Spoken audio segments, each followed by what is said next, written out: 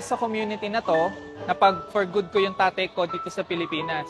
At an early age, napag-retired ko yung parents ko. Pinaka naging paborito ko na nagawa ko sa magulang ko, yung nabayaran ko yung 20 years na utang nila, worth $500,000. I'm really grateful to be part of this community. Nabalik ko yung business nila. Dito ko na-experience na naisama ko sila mag-tour sa iba't ibang lugar sa Pilipinas at pati sa ibang bansa. Dahil sa community, masayang-masaya yung magulang namin kasi hindi na nila problema yung kakainin nila everyday kahit wala silang pensyon. Dahil sa community na to, naibigay ko sa mommy ko ng house and lot, and this year po natupad yon. Because of this community, na dati akong sakit sa ulo sa magulang ko, puro bagsak yung mga grades ko.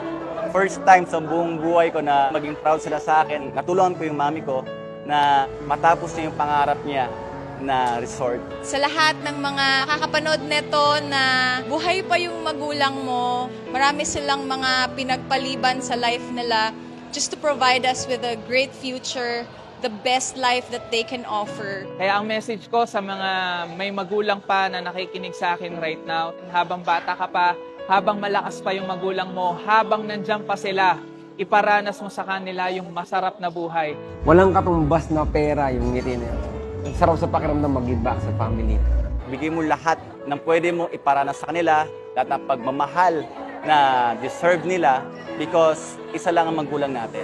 Kung kasama mo pa yung mama mo, kasama mo pa yung papa mo, pilitin mo maging successful para may paranas ko rin sa kanila yung sarap ng buhay. Dahil sa community na to, masasabi ko na this is the best decision na ginawa ko kasi sobrang big blessings sa aking pamilya.